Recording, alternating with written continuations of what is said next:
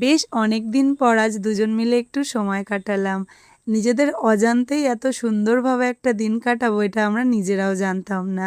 High, আমি সুপর্ণা। আমার আরও একটা নতুন ব্লগে তোমাদের সবাইকে ওয়েলকাম। বেশ কিছুদিন ধরে আমরা ভাবছিলাম কোথাও একটা বেরোবো। আগে জানো তো, প্রায় 15 দিন 1 মাস অন্তর একদিন করে হলেও আমরা কোথাও না কোথাও ঠিকই ঘুরতে যেতাম। কোথাও না যেতে পারলেও কলকাতাতে ভিক্টোরিয়া, ইকো পার্ক এইসবগুলোতে যাওয়াই পড়তো বেশ। তবে বিয়ের পর থেকে দুজনের একদমই সময় হচ্ছে না বেরোনোর। তবে সেদিন একটু দরকারেই গিয়েছিলাম কলকাতাতে, তবে দরকারটা যে এত তাড়াতাড়ি মিটে যাবে এটা আমরা ভাবিনি। দরকার মেটার পর রাস্তা থেকে এখানে নিয়ে নিয়েছিলাম বেশ কিছু জাম। জামগুলো দেখতে যেমন সুন্দর, খেতেও বেশ সুন্দর ছিল। জাম খেতে খেতে হাঁটতে হাঁটতে আমরা চলে এসেছিলাম স্প্ল্যানেটে। এখানে আসার পর এই টি শার্টগুলো দেখছিলাম। এখানকার এই টি শার্টের কালেকশনগুলো আমার বেশ ভালো লাগে। তার সাথে সাথে দামটাও বেশ রিজনেবল। তবে সেদিনকে এখান থেকে বেশ কিছু টি শার্ট পছন্দ হলেও নিতে পারিনি।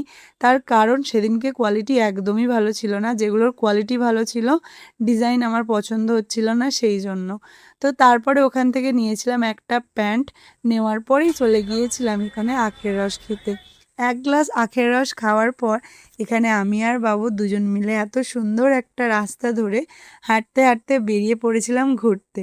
যেহেতু কাজ মিটে গিয়েছে আর হাতে বেশ অনেকখানি সময়ও ছিল, তাই ভাবলাম সময় আছে যখন, তো সেটা বেকার নষ্ট না করে দুজন মিলে একটু ঘুরেই আসি। তাই ইডেন গার্ডেনের স্টেশনে চলে এসেছিলাম। ইডেন গার্ডেন স্টেশন থেকে চলে এসেছিলাম ট্রেন ধরে আমরা প্রিন্সেপ ঘাট। বেশ অনেক দিন ধরেই আসবো আসবো করে আজকে বিনা প্ল্যানিংয়েই চলে এসেছিলাম। এখানে আসার পর দুজন মিলে বেশ খানিকটা সময় কাটিয়ে চারিদিকটা একটু ঘুরে দেখছিলাম। আর সেদিনকে ওয়েদারটাও বেশ ভালো ছিল বলতে পারো, মানে প্রচণ্ড রোদ ছিল না, তবে গরমটা ছিল, রোদটা ছিল না। এখানে যাওয়ার পর এখানে একটু খিদেও পেয়েছিল। বাড়ি থেকে বেশ অনেকটা আগে বেরিয়েছিলাম, সেইভাবে ভারী কিছু খেয়ে যায়নি। তাই এখানে যাওয়ার পর খেয়েছিলাম দুজন মিলে একটু ফুচকা। আর ফুচকা খাওয়ার পর আরও কিছুক্ষণ গল্পগুজব করে চলে গিয়েছিলাম এই পাপড়ি চাটের দোকানটায়। এখান থেকে নিয়েছিলাম এই 1 প্লেট পাপড়ি চাট। পাপড়ি চাটটা দেখতে যেমন সুন্দর, খেতেও ঠিক তেমনই সুন্দর হয়েছিল।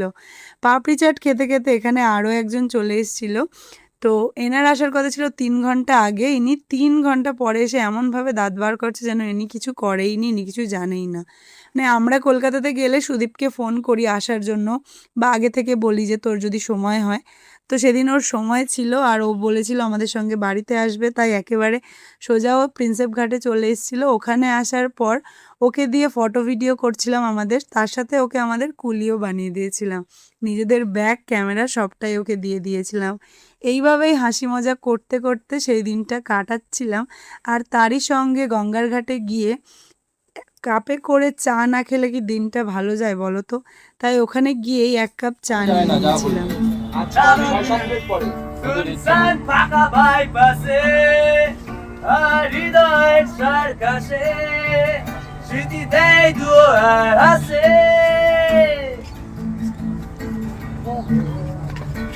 গঙ্গার ঘাটে বসে 1 কাপ চা, তার সঙ্গে এরকম সুন্দর গান শুনতে শুনতে আমরা চলে এসেছিলাম বাবুঘাটে।